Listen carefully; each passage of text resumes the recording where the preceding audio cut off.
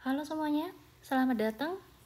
Ini adalah video yang kedua ya untuk membahas tugas yang kemarin. Kita langsung ke yang nomor 6. Perhatikan gambar di bawah ini. Sebuah mobil A dan mobil B bergerak dengan arah berlawanan yang masing-masing dengan kecepatan 20 meter per second. Berarti yang ini 20 meter per second dan juga yang satunya 10 meter per second. Hitunglah kapan dan di mana mobil A berpapasan jika jarak kedua mula-mula adalah 210. Nah, ini artinya jika jarak mula-mula keduanya adalah 210, maka jarak yang ditempuh oleh mobil A jika dijumlahkan dengan jarak yang ditempuh oleh mobil B itu hasilnya adalah 210 meter. Nah, dari sini ini merupakan clue yang pertama. Clue yang kedua, otomatis jika kedua mobil start atau mulai dari waktu yang sama, mereka pasti akan bertemu di waktu yang sama juga, alias waktu yang dibutuhkan oleh mobil A sama dengan waktu yang dibutuhkan oleh mobil B. Udah. Selanjutnya kita punya rumus dari kecepatan, itu adalah V sama dengan S per T, ya kan? Karena di sini kita sudah punya ini persamaan yang pertama, kita pakai ini kan ya. Maka yang kita cari adalah jaraknya, alias S sama dengan V dikali T. Maka bisa saya tuliskan di sini untuk SA berarti kan VA dikali dengan waktu untuk mobil A dijumlah dengan VB kecepatan mobil B dikali dengan waktu mobil B, itu nanti akan sama hasilnya dengan 210. VA berarti adalah 20 dikali dengan T. Oh ya, ini kan kita sebutkan bahwa TA sama dengan TB ya, alias boleh nanti dituliskan huruf T aja karena kedua-duanya sama. Terus dijumlah VB di sini adalah 10, waktunya adalah T aja, maka ini hasilnya 210. Berarti kita punya 20T dan juga 10T. Kita jumlahkan aja sehingga hasilnya adalah 30T sama dengan 210. T 210 dibagi dengan 30 alias T di sini adalah 7 detik. Maka mobil A dan mobil B akan bertemu setelah detik ke-7. Oke, kita lihat pada saat detik ke-7 posisinya ada di mana? Untuk mobil A berarti S sama dengan, oke bentar ya, S sama dengan V dikali T. Kecepatannya 20, waktunya 7 detik, berarti 140 meter. Sedangkan mobil B, V dikali T, kecepatannya 10 detik ke-7, berarti di sini 70 meter. Posisinya bagaimana? Ini adalah start untuk A ya, start untuk yang B, maka ada angka 140 dan juga 70. Berarti katakan ada di sini, mereka bertemu atau bertabrakan gitu.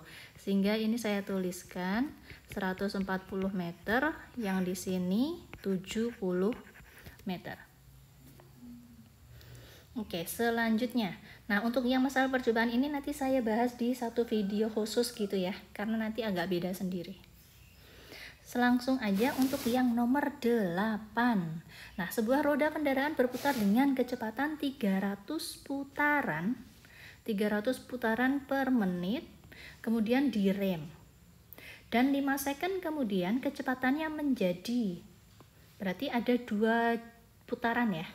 Ada yang 300, ada yang 60 putaran per menit. Yang ditanyakan kecepatan sudut mula-mula. Kecepatan sudut mula-mula. Di mana kita tahu? Saya taruh di sini. Kecepatan sudut mula-mula. Ini omega sama dengan 2pi F. Berarti kita harus menghitung untuk kecepatan putaran. Alias kita harus mencari frekuensi mula-mula karena yang ditanyakan yang mula-mula kan? Berarti jumlah putaran dibagi dengan waktu. Putarannya 300, Waktunya per menit. Kita buat detik ya. Berarti ini adalah 60 detik. Berarti per 60. 300 dibagi 60 dapatnya 5 hash. Sehingga 2 dikali Pi dikali 5, alias di sini kita dapat 10 Pi.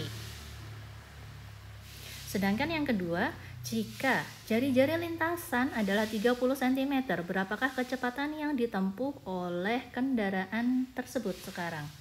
Sekarang berarti yang kita gunakan adalah kecepatan yang kedua, karena ini udah direm gitu kan.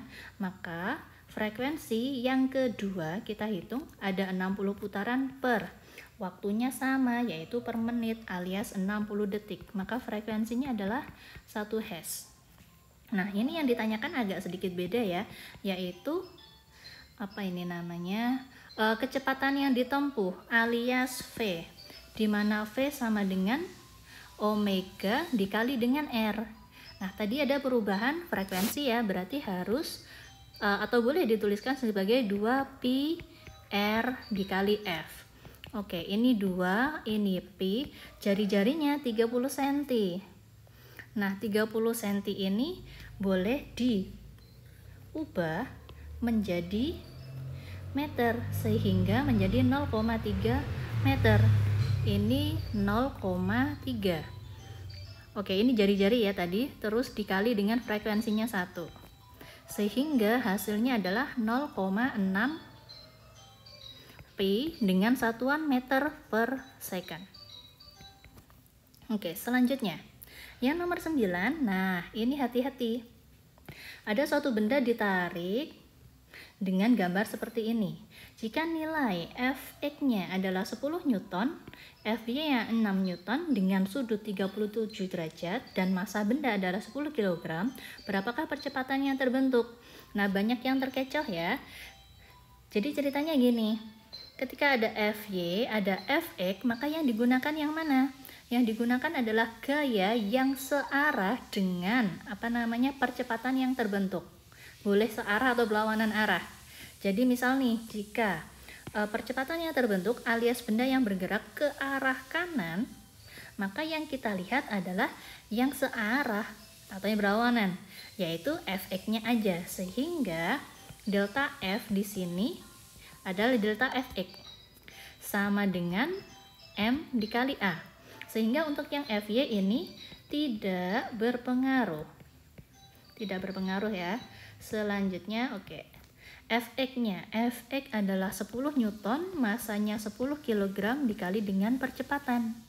Yang terjadi apa? Maka percepatannya adalah 1 meter per second kuadrat. Udah. Selanjutnya, nah, yang nomor 10, sebuah benda dengan massa 100 kg diangkat hingga ketinggian 4 meter. Tiba-tiba tali terputus. Berapakah kecepatan maksimal benda tersebut saat menyentuh tanah? Nah, kalau yang ini enak ya. Kita menggunakan hukum kekekalan energi mekanik, di mana EM1 sama dengan EM2. EM1 yang ada di mana? EM1 itu yang ada di atas. EM1, sedangkan EM2 adalah ketika dia tepat menyentuh tanah.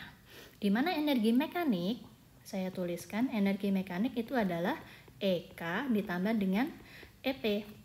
Oke, yang pertama ya, EM1, yaitu ketika dia masih ada di atas, dia belum memiliki kecepatan.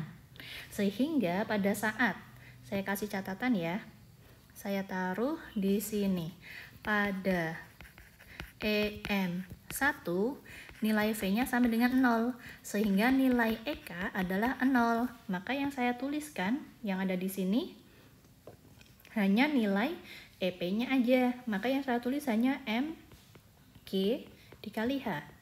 Sedangkan untuk EM2, yaitu pada saat tepat menyentuh tanah, saya kasih catatan, EM2 itu ketinggiannya sama dengan 0. Menyentuh tanah kan, berarti ketinggiannya 0, maka EP, MGH ya, nilainya adalah 0 juga. Terus, oke, berarti untuk EM2 yang kita gunakan hanya EK-nya saja, yaitu setengah MV kuadrat. Sama-sama ada massa, boleh dicoret.